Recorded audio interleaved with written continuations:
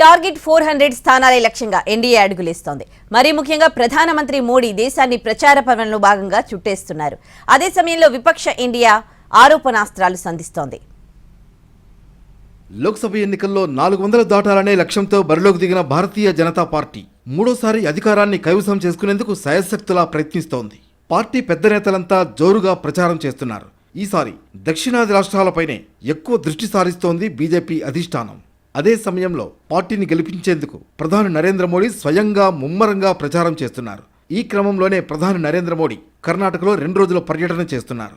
కర్ణాటక ఎన్నికల ప్రచార సభలో ఈ సందర్భంగా ప్రధానమంత్రి చాలా దూకుడుగా కనిపించారు.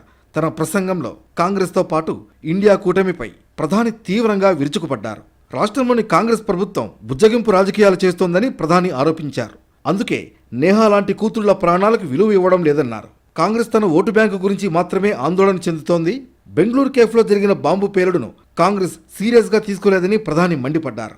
పీఎఫ్ఐని ఓట్ల కోసం కాంగ్రెస్ ఉపయోగించుకుందని, కాంగ్రెస్ ఉగ్రవాదాన్ని ఆశ్రయిస్తున్న దేశ వ్యతిరేక సంస్థ అని, దాన్ని బీజేపీ ప్రభుత్వం నిషేధించిందని ప్రధాని మోడీ అన్నారు. వైనాడ్ సీటును గెలుచుకునేందుకు కాంగ్రెస్ ఆ సంస్థను సమర్థిస్తోందని మోడీ ఆరోపించారు. పీఎఫ్ఐ ఉగ్రవాద సంస్థను కాంగ్రెస్ ఒక్క సీటు కోసమే కాపాడుతోందని ప్రధాని దుయ్యబట్టారు.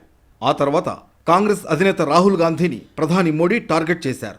కాంగ్రెస్ యువరాజుకు మన రాజులు చక్రవర్తుల కృషి గుర్తుండదని ప్రధాని అన్నారు. ఓటు బ్యాంక్ రాజకీయాల కోసం ఇంతమంది రాజులు చక్రవర్తులపై మాట్లాడుతున్నారని, అయితే నవాబులు చక్రవర్తులు సుల్తానులపై ఒక్క మాట కూడా మాట్లాడే ధైర్యం వారికి లేదన్నారు. భారతదేశంలోని మహారాజు పేదల భూమిని లాక్కునేవాడని యువరాజు రాహుల్ గాంధీ వ్యాఖ్యలను మోడీ తప్పుపట్టారు. వందలాది దేవాలయాలను కూల్చివేసి అపవిత్రం చేసిన ఔరంగజేబు దురాగతాలు కాంగ్రెస్కు గుర్తుండవన్నారు.